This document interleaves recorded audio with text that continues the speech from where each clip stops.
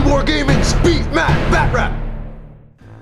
Welcome back to Beat Map Batrep, Season 2, Episode 13, Chaos Space Marines vs. Necrons, entering into Necrons' turn 2. Rolling for reserves for the two groups of death marks. Both of them do come in, which is quite nice. The first one scatters a bit, but that just gets me a little closer to my target, make sure he's in rapid fire range. The other one scatters back, but still within rapid fire range of the target. So they both nominate the Demon Princes as their prey, so one nominates one, the other one nominates the other. So both of them will be able to wound the Demon Princes on 2s rather than the normal 4s with the snipers. The Ghost Arcs that we're going to have shooting range just moved up, they're 6 inches, and the other ones move up there 12 inches. So everybody's trying to get in range to start to glance the vehicles and see what damage they can do. And so we got the first shots coming from the Immortals and the Cryptek, only managing one glancing hit. He fails the cover save though, and it does immobilize the Rhino, so that's a nice hit right there. Got the Ghost Arc. The Ghost Arc itself is in rapid fire range, and he has one glancing. He fails that with another 2, and that one destroys a weapon, so that knocks off the either multi-melt or plasma. I don't remember what she has. The Occupants then fire, rapid fire range, and also the Staff of Light is in there as well. Everything glancing on the 6. He rolls 3 2s for his cover saves, and we manage to immobilize it, destroy the other weapon, and stun it as well, so they cannot move and they cannot shoot. The next one fires at the other damaged Rhino, the immobilized one, rapid firing like crazy with the Occupants inside, and doesn't manage to do anything, unfortunately. So, oh, sorry, correct that. Managed one glancing hit there, and stuns that one as well. Rapid firing into the Demon Prince. Now I made a big mistake here. I forgot about the rending. So right there, he makes 9 out of 10 of those saves, and that's, so he should only have taken 1 wound. That shouldn't say 1 wound left. The other ones fire as well. They get a couple rending as well, but I forgot that they had rending. So most likely that Demon Prince would be dead. But he made tons of saves. There's probably about 16 or 17 wounds on him there, and he made all but 2 of his armor save, his 3+ armor. But that 5+ invulnerable, he would have failed a lot of those. So I think the Demon Prince would be dead if it wasn't for that mistake that I made. So I won't be making that one again. Rolling for reserves, everything comes on except one group of Obliterators and the Demons. These Obliterators land within 6 inches of an icon, so they do not scatter. The Terminators scatter back, so they're not going to be nice and close to the Immortals like they would like to be, but they'll be as close as they possibly can. Then we start to see some disembarking. The Noise Marines come after the Death Marks in the back, and the other ones disembark from the immobilized, stunned vehicles because there's not much point in staying inside of those, because they want to take on these Ghost Arcs and the Occupants inside. And since the vehicles did not move, they get to come out and assault the vehicle as well. Demon Princes move over, getting ready to use their lash and whatever is necessary. One of the Rhinos inside there goes through dangerous terrain, does not fail its roll. That's a 5. Rolled underneath the Ghost Arc, and so he moves his 12 inches up there just to get into position, and it pops smoke to provide cover to everybody else. Attempts to repair in the shooting phase. Neither of them repair their immobilization there. The Chaos Terminators fire into the Immortals, manage to land a couple hits and a few wounds there, and I lose, I think, 4 Immortals in total. I think those were the Combi Plasmas he fired into that. Meltas, Twin Link Meltas at close range. Firing and of course managing a couple penetrating, or a couple hits there, 1 penetrating, 1 glancing.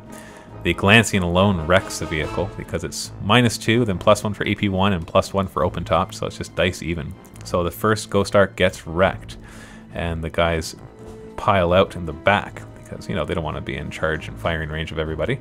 So that's where they're going to stay. The second one, and they take their pinning test and they fail, and they make it just fine. Then the other 2 Meltas fire, and both of them hit, and he manages 1 glancing and 1 penetrating. The glancing doesn't really do anything, but the penetrating does wreck that vehicle as well. It's actually an explosion because it's +1 being AP1. So you place it here with a crater, which is now difficult terrain. Everything within 3 inches takes a hit, but nothing was in 3 inches. And then all my guys get placed, and they all take strength 3 hits. Normally strength 4, but because it's open top, they only take strength 3. And we do lose. Nobody lost. We didn't lose anybody there. They made their armor saves. But and they also made their pinning check. Puts a flamer into the death marks, kills the 3 of the first group, and manages to kill 3 of the other group as well. And so that's very heavy losses there. Then firing into the other group, and I manage all my saves so they stay alive, which actually works in his advantage, in his favor, because he had shot that one group, and so if they had all died, he would not be able to assault the other group.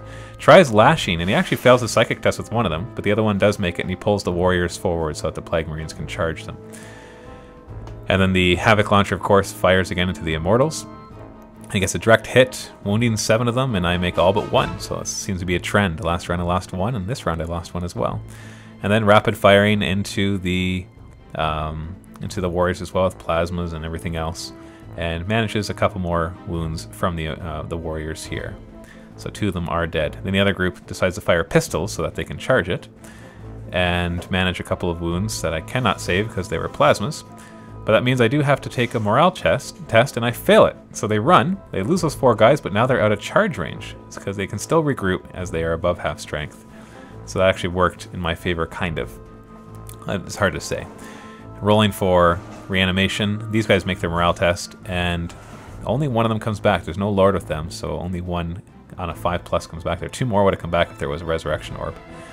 And then we actually have a Death Mark come back. This is all at the end of the shooting phase, of course. They both make their morale test just fine, and both of them regain 1 Death Mark. So it just shows you how hard it is to keep these guys down. And then the Noise Marines charge in, hoping to completely kill them. Wasn't expecting so many to survive. The first group attacks the Death Marks there, and manages a bunch of wounds, and I save all but 1. So 1 Death Mark goes down. The other group has one guy with a power weapon, the other 2 with normal. So the reds are power weapons. He's still hitting on 4s though, because the Necrons have a nice Marine profile there, 4+, or 4, 4, 4, 3+. Managed to actually only lose 2 guys. So hitting back with 4 hits, only 1 hit, but managed a wound, and he fails that save. So I lose combat only by 1, so I have to make a leadership test on 9, and I make that just fine. So he's stuck in combat with me. 1 of them comes back, and the other one doesn't. So nice tarp hitting right there. I had to roll for the other leadership as well. I had forgotten that one, so we did that one after. But he made it just fine.